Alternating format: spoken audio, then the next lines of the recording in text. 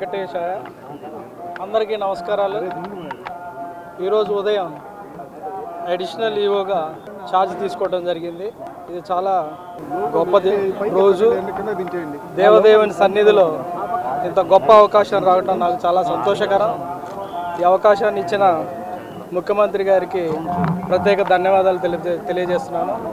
ఈ అవకాశాన్ని ఒక బాధ్యతగా స్వీకరిస్తాను. ఈ బాధ్యత ద్వారా తిరుమలలో వచ్చే దేశంలో ఉంచి రాష్ట్రాల్లో ఉంచి అంతర్జాతీయంగా వచ్చే భక్తులు ప్రయోజనాలను ఎలా ఇంప్రూవ్ చేయాలి, వాళ్ళ సౌకర్యాలను ఎలా ఇంప్రూవ్ చేయాలి అనే దాని మీద వర్క్ చేస్తాము. దర్శనం టికెట్ల కాడ నుంచి వాళ్ళకి కావాల్సిన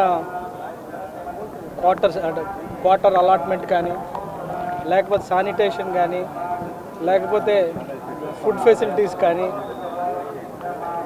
ఉచిత దర్శనం వచ్చే అనేకమైన భక్తులకి ఏ రకమైన ప్రయోజనాలు అందిస్తే వాళ్ళు సంతోషంగా ఉంటారు, ఎంత ఫాస్ట్గా దర్శనం చేసుకొని వాళ్ళు వెళ్ళిపోతారనే దాని మీద వర్క్ చేస్తాం.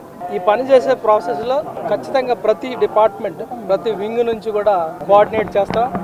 ప్రతి వింగ్ మీద రివ్యూ చేసి ఎక్కడైతే ప్రాసెస్ రిలేటెడ్ స్లోగా ఉంది, బాటిల్ నెక్స్ ఉన్నాయి, వాటి ఇమ్మీడియట్గా ఎలా అడ్రస్ చేయొచ్చు, ఎలా సాల్వ్ చేయగలము అనే దాని మీద వర్క్ చేస్తాం.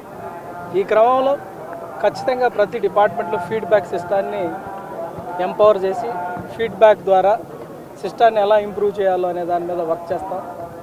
ఈ క్రమంలో అందరు stake holders, temple administration, temple related ఉన్న అందరు స్టేక్ హోల్డర్స్ వాళ్ళ యొక్క అభిప్రాయాలను కూడా స్వీకరించి ఏది బెస్ట్ ఉంటుందో అడ్మినిస్ట్రేషన్కి, భక్తులకి ఏది బెస్ట్ ఉంటే అది చేయటానికి ప్రయత్నం చేస్తాను. సో అక్కడ మనందరం కూడా కలిసి పనిచేయాల్సిన, ఒక టీమ్గా వర్క్ చేయాల్సిన అవసరం ఎంతైనా ఉంది. ఈ టీం వర్క్ బిల్డ్ చేస్తాము.